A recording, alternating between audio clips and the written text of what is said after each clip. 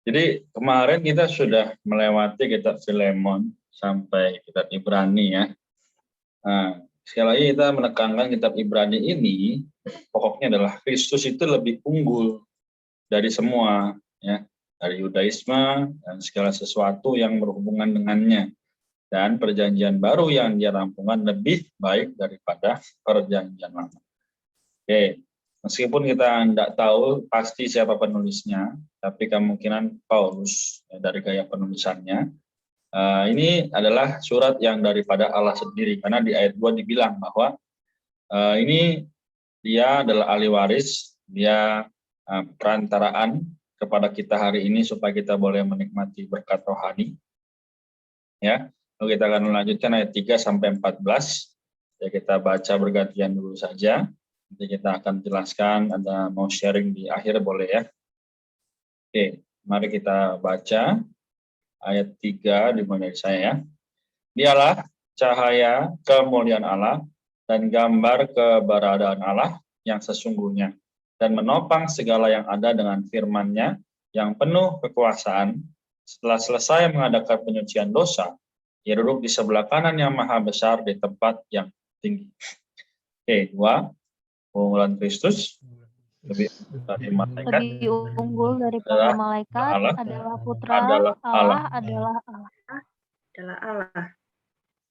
Jauh lebih tinggi daripada malaikat-malaikat, sama seperti nama yang dikaruniakan kepadanya jauh lebih istimewa daripada nama mereka.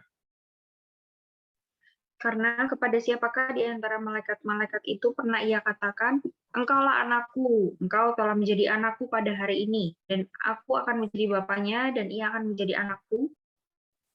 Lagi pula, ketika ia membawa anaknya yang sulung ke dunia, ia berkata, semua malaikat Allah harus menyembah dia.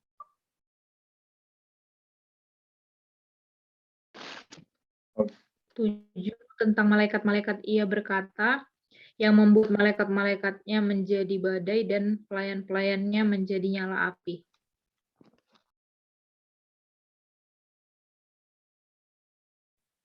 Ayat 8, tetapi tentang anak ia berkata, tahtamu ya Allah tetap untuk seterusnya dan selamanya, dan tongkat kerajaanmu adalah tongkat kebenaran. Ayat 9. Engkau mencintai keadilan dan membenci kefasikan, sebab itu Allahmu telah mengurapi engkau dengan minyak sebagai tanda kesukaan melebihi teman-teman sekutumu. Dan pada mulanya ya Tuhan, Engkau telah meletakkan dasar bumi, dan langit adalah buatan tangan-Mu.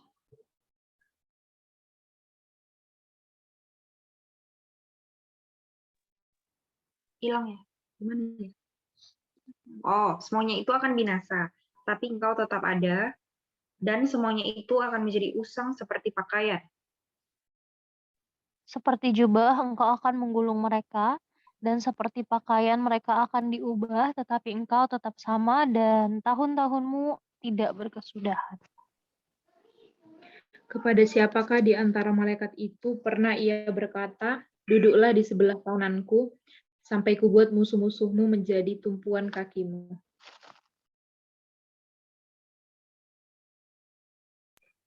Ayat 14, bukankah mereka semua adalah roh-roh yang melayani, yang diutus untuk melayani mereka yang akan mewarisi keselamatan? Haleluya. Oke, jadi kita baca sampai di sini. Teman-teman, ada yang mau tanya atau share mengenai yang kita baca atau bingung? Ya. Dipersilakan nanti sebelum mungkin saya sampaikan sedikit ya.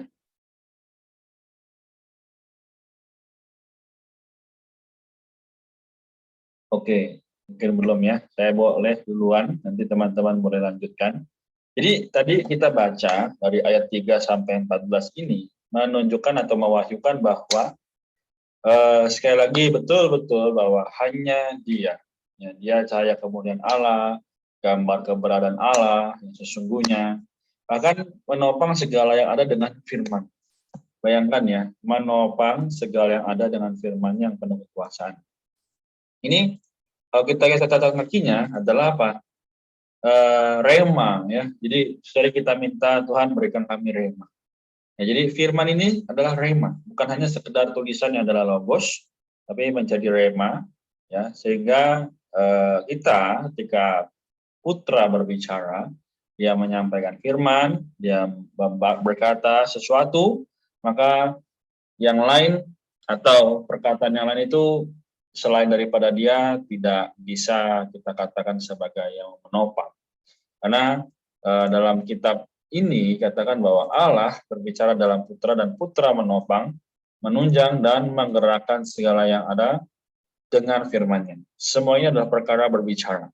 Begitu Tuhan berbicara, segala sesuatu beraturan. Nah, sampai sini kita harus melihat ya, setuju nggak?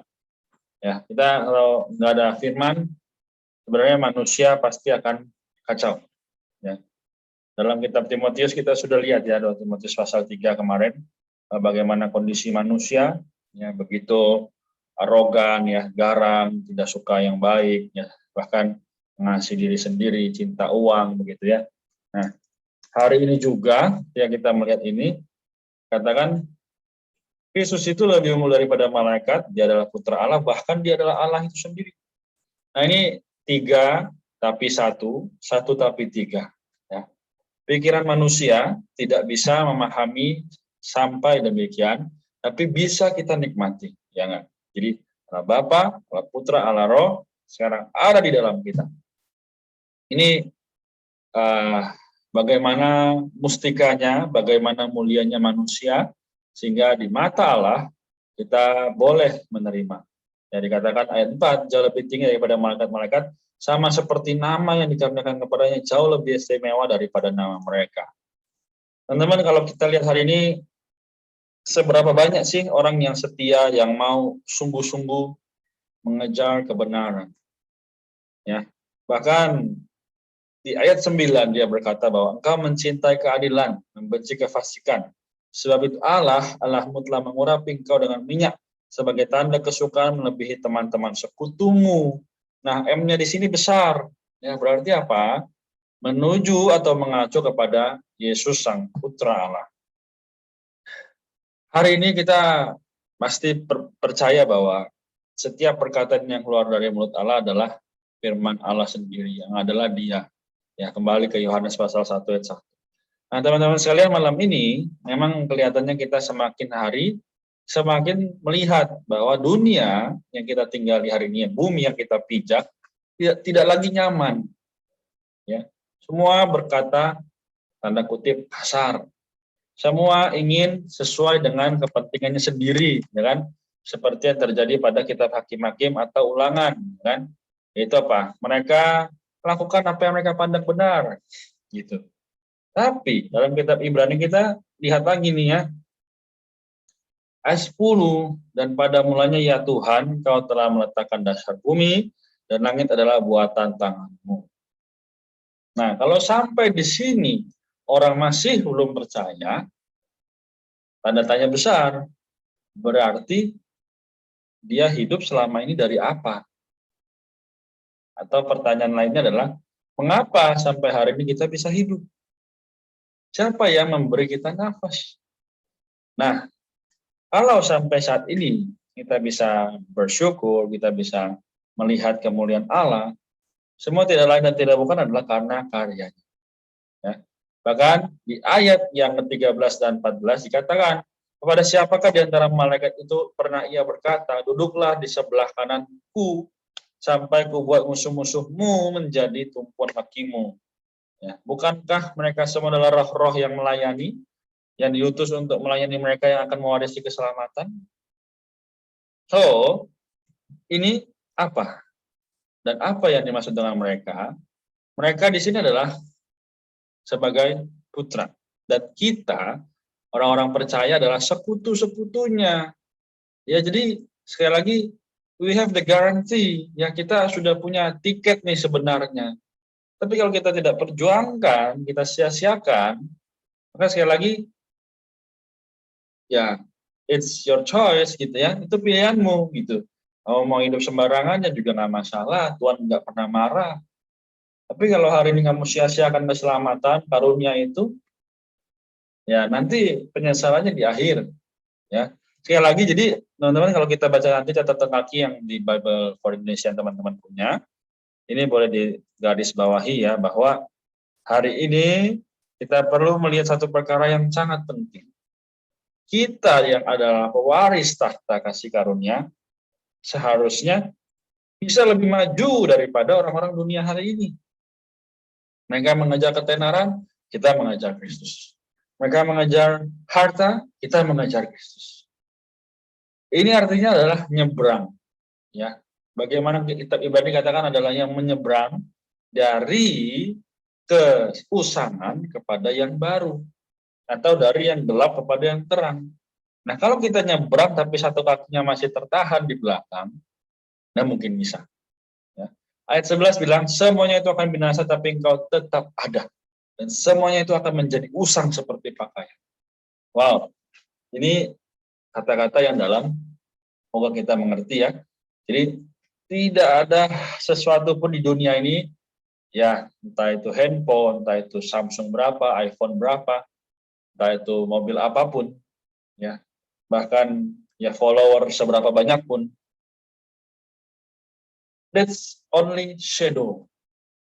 Usang nanti seperti pakaian, pakai bosen, uang. Hari ini kalau tidak ada Allah yang mengisi kita, mau jadi apa manusia, gitu ya istilahnya. Nah, jadi saya bisa sampaikan demikian. Teman-teman dipersilakan, ada yang mau share, tanya, atau yang bingung boleh. Amin.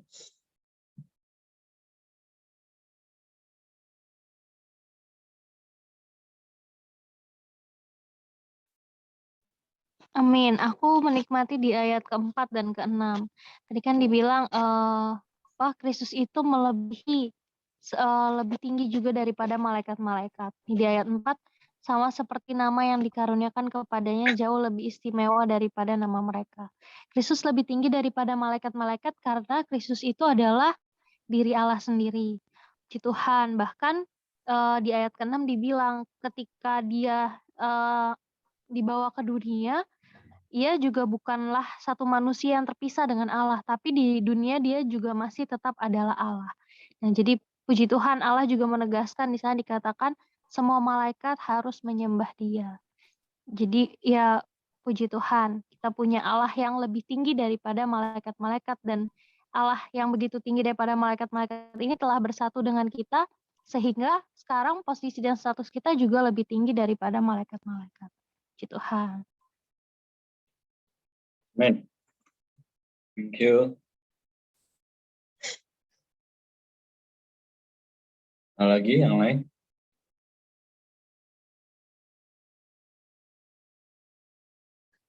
Atau sudah mendapatkan maknanya semua? Kalau sudah dapat, boleh beri jempolnya. Amin. Aku juga menikmati ya di dalam pembacaan malam ini yang mengatakan bahwa Ibrani ini tadi adalah menyeberang gitu ya, menyeberang dari kegelapan menuju terang. Seperti kita tahu bahwa saat iblis itu kan malaikat juga gitu kan, tapi dia saat berusaha meninggikan diri lebih dari Tuhan gitu, akhirnya dia dibuang. Dan dia itu dibuang ke bumi gitu kan. Dalam artian bumi ini adalah tempat kerajaannya gitu, kerajaan iblis. Dan kita manusia juga berada satu tempat dengan penguasa-penguasa, bisa dibilang satu tempat lagi gitu dengan iblis gitu kan. Jadi diingatkan lagi bahwa dalam kehidupan sehari-hari kita harus sadar bahwa Tuhan kita itu jauh lebih tinggi gitu, dan kita sebagai anak-anaknya yang udah percaya sama Tuhan harus mampu mengalahkan segala tipu muslihat iblis, apapun hawa nafsu dan segala sesuatunya itu kita lawan karena Kristus telah menang terhadap maut. Amin. Amin. Puji Tuhan. Thank you, Eva. Oke, ada lagi yang mau share? Axel atau Helen ada? Oh, Marta, silakan. Aku ada berkesan sih ini. Tadi memang sudah di-mention ya sama Korenet juga, tapi ini sangat berkesan di mana dibilang kayaknya di bawah lagi deh. Yang langit bumi adalah ciptaan telah dibentangkan. 10. Pada mulanya, ya Tuhan, Engkau telah meletakkan dasar bumi dan langit adalah buatan tanganmu. 11. Semuanya itu akan binasa, tetapi Engkau tetap ada. Semuanya itu akan menjadi usang seperti pakaian. Terus seperti pakaian mereka akan diubah, tapi Engkau tetap sama gitu ya. Aku hari ini melihat ya bahwa hal yang paling dicari sama manusia itu kan vacation kan ya. Kayak pengen banget nih vacation ke Bali, pengen vacation ke sini sana gitu. Dan semuanya itu adalah supaya apa? Supaya bisa melihat pemandangan yang cantik gitu ya, pemandangan yang indah, lihat sunset, terus mau ke jalan-jalan ke tempat-tempat yang lain untuk melihat keindahan bumi dan semua isinya gitu.